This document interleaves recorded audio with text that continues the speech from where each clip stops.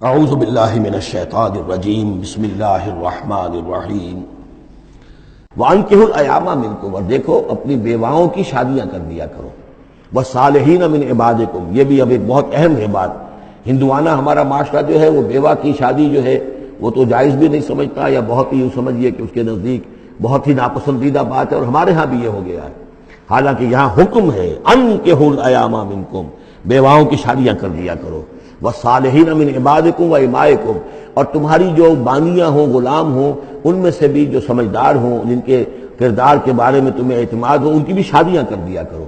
ایک کی کنیز ہے، ایک کا غلام ہے، ان کی شادی ہو جائے۔ اب ظاہر بات ہے وہ کنیز جو ہے اپنے آقا کے، اب اس کے ساتھ وہ تمتع نہیں کر سکے گا، اس لیے کہ اس نے اجازت دے دی ہے کہ اس کی کنیز کی شادی ہو گئی ہے کسی غلام کے ساتھ۔ والصالحین من عبادکم و امائکم ان یکونوا فقراء، اگر وہ فقیر ہوں گے، مہر وغیرہ دینے کی ان کے اندر ہمت نہیں ہے، صلاحیت نہیں ہے، یغنہم اللہ من فضلہ، تو ہو اللہ تعالیٰ ہو سکتا ہے کہ ان کو اپنے فضل سے غنی کر دے۔ واللہ واسع علیم، اللہ واسع بہت سمائی رکھنے والا، کشائش والا، کشادگی والا اور جاننے والا ہے۔ یعنی یہ بھی ہے کہ کسی وقت انسان سوچے کہ اگر میں شادی کروں گا تو وہ بھی اپنی قسمت ساتھ لے کر آئے گی، کیا پتہ کہ میرے اس وقت حالات جو ہیں اگر کچھ خراب بھی ہیں تو اللہ تعالیٰ اس کی قسمت سے، اس کے حوالے سے اللہ تعالیٰ میرے لیے رزق کا دروازہ کھول دے۔ وَلْيَسْتَعْفِفِ الَّذِينَ لَا يَجِدُونَ نِكَاحًا، اور جو لوگ نکاح کی قدرت بالکل نہ رکھتے ہوں، شادی کر ہی نہ سکتے ہوں، کچھ بھی نہ ہو ان کے پاس، نہ کوئی گھر ہو جس میں کہ اپنی بیوی کو رکھ سکیں، نہ کوئی نان نفقے کا سامان ہو، نہ کوئی مہر دے سکیں،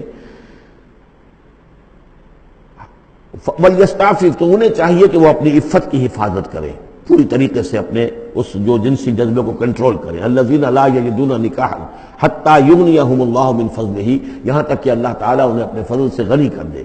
وَالَّذِينَ يَبْتَغُونَ الْكِتَابَ مِمَّا مَلَكَتْ أَيْمَانُكُمْ فَكَاتِبُوهُمْ، اور تمہارے غلاموں میں سے جو تمہارے ساتھ چاہیں مکاتبت کرنا۔ یہ مکاتبت کا قاعدہ یہ تھا کہ غلام یہ طے کرتا تھا کہ جناب میں آپ کو اتنے لاکھ درہم دے دوں گا، اتنی مدت کے اندر اندر آپ مجھے آزاد کر دیجئے، تو یہ معاہدہ ہو گیا، اب وہ آزاد ہو گیا۔ لیکن آزادی اسی میں ہے کہ اسے وہ رقم اتنی عرصے کے اندر ادا کرنی ہے، وہ کمائے گا، محنت کرے گا، کوشش کرے گا اور وہ رقم ادا کر دے گا۔ یہ مکاتبت تھی۔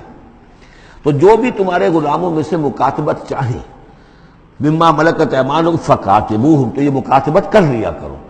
قرآن مجید نے وہ تمام راستے کھولے ہیں کہ جن سے غلاموں کی آزادی کا جو ہے آسانی کے ساتھ تدریجاً سہج انداز کے اندر ان کی غلامی کا جو ہے سلسلہ ختم ہو کر آزادی کی طرف راستہ کھل جائے۔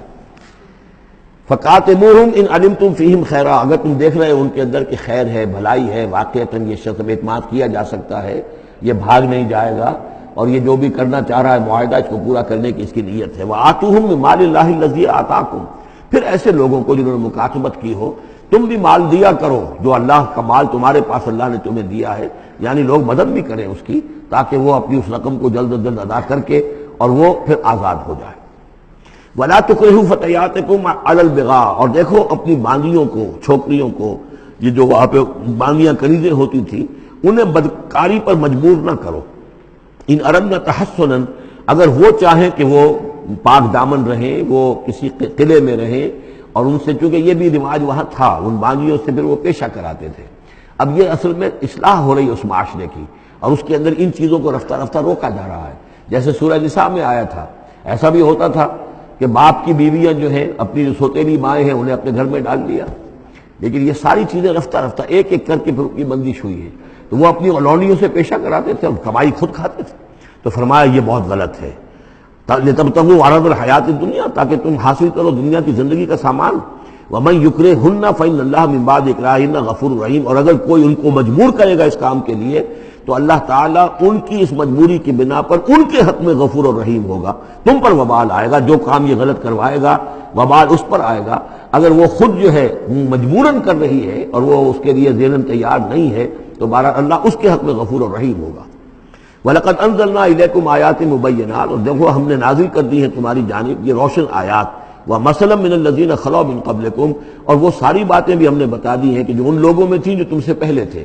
یہ ساری گندگیاں، معاشرتی خرابیاں جو ہیں یہ پہلوں کے اندر بھی تھیں، ہم نے ان سب کی نشاندہی کر دی ہے۔ وَمَوْعِظَةً لِّلْمُتَّقِينَ، اور اہل تقویٰ کے لیے ہم نے نصیحت یہ نازل فرما دی ہے۔ قَدْ جَاءَتْكُم مَّوْعِظَةٌ مِّن رَّبِّكُمْ وَشِفَاءٌ لِّمَا فِي الصُّدُورِ۔ صدق